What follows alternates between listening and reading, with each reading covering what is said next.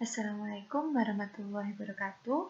Pada kesempatan kali ini kita akan mempelajari ilmu pengetahuan alam kelas 8 SMP Negeri 4. Nah, mungkin itu tadi masih tentang manusia. Sekarang kalau misalnya kita lihat, lucu kan ya? Jadi di sini ada hewan yang kita katakan hewan ini juga sedang bergerak loh. Kemudian ini ada lagi. Nah, jadi ini namanya monggu, yang ini namanya Vivi. Nah, kemudian ada lagi berlarian. Nah, bukankah hewan itu juga bisa bergerak? Kira-kira apakah alat gerak semua hewan itu sama dengan alat gerak manusia? Apa semua hewan itu memiliki tulang, sendi, dan juga otot seperti manusia? Nah, itulah yang akan kita pelajari. Jadi, sekarang kita masuk ke sistem gerak. Jadi, gerak pada hewan itu amat sangat dipengaruhi oleh bentuk tubuh, berat tubuh, bentuk kaki, dan habitatnya. Bahkan kita yang manusia aja, bentuk tubuh dan berat tubuh itu juga sangat mempengaruhi. Misalnya ketika kita terlalu massa tubuh kita terlalu besar, maka kita juga akan susah untuk bergerak. Makanya orang-orang yang terkena obesitas itu juga sebagian besar bakalan susah untuk bergerak karena massa tubuhnya juga terlalu besar. Nah, berdasarkan habitatnya ada gerak hewan dalam air, ada gerak hewan di udara, ada gerak hewan di darat. Dan ternyata mereka memiliki ciri-ciri yang sangat berbeda satu sama lain. Ya, jadi yang pertama kita bahas mengenai gerak hewan dalam air. Jadi kerapatan air itu lebih besar dari kerapatan udara. Otomatis ketika kita bergerak di air, itu bakal lebih susah daripada ketika kita bergerak di udara. Nah, untuk menyiasatinya, ternyata oleh Sang Pencipta, hewan-hewan yang hidup di air itu dibikin sedemikian rupa untuk memiliki massa jenis yang lebih kecil dibandingkan dengan lingkungannya. Nah, kenapa? Karena gaya angkat air itu lebih besar daripada gaya angkat di udara. Nah, oleh karena itu, karena massa jenisnya yang lebih kecil tadi, yang sudah diberikan oleh Sang Pencipta tadi, maka ikan itu bisa melayang di dalam air dengan mengeluarkan sedikit energi. Keren kan ya? Sebagian besar hewan yang hidup di dalam air itu memiliki bentuk tubuh seperti torpedo. Hal ini untuk apa? Untuk memperkecil gaya gesek dengan air. Karena yang namanya gesekan itu kan seperti hambatan. Kalau misalnya gaya gesekannya besar, ya berarti kita bakalan susah untuk bergerak. Nah, karena bentuk tubuhnya yang torpedo tadi, maka gaya geseknya itu lebih kecil. Otomatis, hewan itu bisa bergerak lebih mudah dan dia bisa meliuk kiri kanan, atas bawah, kayak si hewan ini. Lucu kan ya, dia bisa meliuk-liuk kanan kiri, ke atas bawah, karena bentuk tubuhnya seperti berbeda.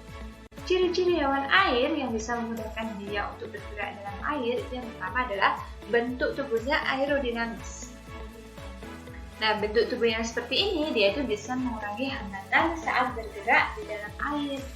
Nah, kemudian yang namanya hewan dalam air sebagian besar mereka memiliki ekor dan sirip yang lebar. Fungsinya untuk apa? Untuk mendorong gerakan ikan di dalam air. Kemudian ikan-ikan itu juga memiliki sirip tambahan. Fungsinya untuk mencegah gerakan yang tidak diinginkan. Kemudian yang keempat, dia memiliki gelembung renang. Di mana gelembung renang itu bisa mengeluarkan gas yang digunakan untuk mengatur gerakan vertikal atau naik turun.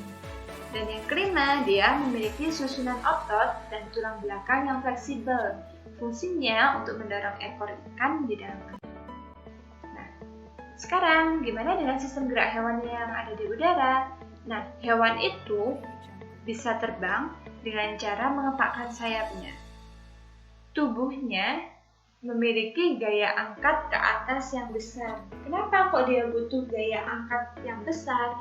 Karena digunakan untuk mengimbangi gaya gravitasi. Gaya gravitasi itu kan selalu menuju ke pusat bumi, ke arah bawah. Oleh karena itu, buat mengimbangi gaya gravitasi itu tadi, maka dia butuh gaya ke atas yang besar. Nah, gimana caranya? ternyata prinsip cara kerjanya burung untuk terbang itu dia juga diterapkan pada pesawat terbang bersayap yang bentuknya airfoil seperti ini. Ini seperti apa, kerangkanya pesawat terbang itu seperti burung. Nah, sayapnya itu memiliki susunan kerangka yang ringan, tulang dadanya kuat, ototnya juga kuat. Bentuk sayap airfoil, karena bentuknya seperti ini, maka udara yang ada di atas itu lebih besar. Yang alirannya itu lebih besar daripada udara yang mengalir di bagian bawah. Sehingga ketika sayapnya dikepakkan, udaranya itu dari atas mereka bakal mengalir ke bawah dan menghasilkan gaya yang berlawanan arah. Jadi udaranya dari atas ini ke bawah, kemudian dia mendorong ke atas. Karena ada dorongan dari udara di bagian bawah tadi, sehingga si burungnya bisa terbang ke atas. Nah, sekarang gimana kalau misalnya sistem gerak hewan di darat? Hewan darat itu memiliki otot dan tulang yang kuat.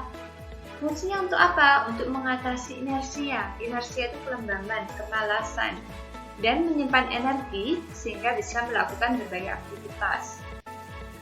Kecepatan gerak hewan di udara itu berbeda, tergantung struktur tulang dan otot yang dimiliki. Misalnya, gajah. Gajah itu mereka punya tubuh yang besar. Otomatis inersianya itu juga besar. Nah, karena bentuk tubuhnya yang besar, maka gajah itu bergeraknya lamban. Kan berat. Beda sama kijang.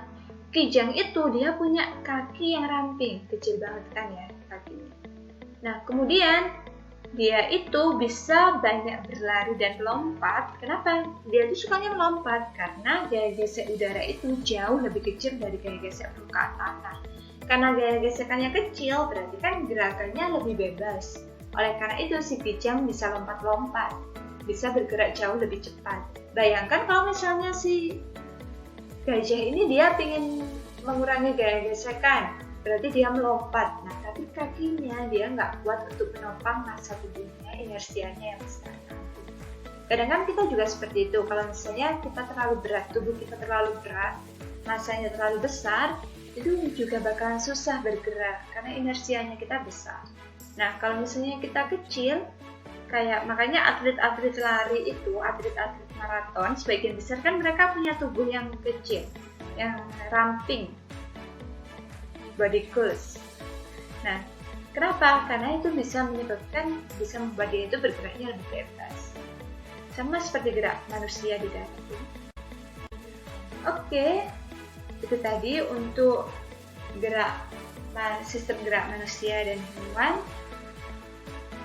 Nantinya akan ada satu video lagi mengenai sistem gerak tumbuhan.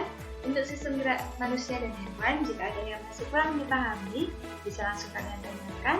Jangan lupa jaga kesehatan dan tetap di rumah aja. Assalamualaikum warahmatullahi wabarakatuh.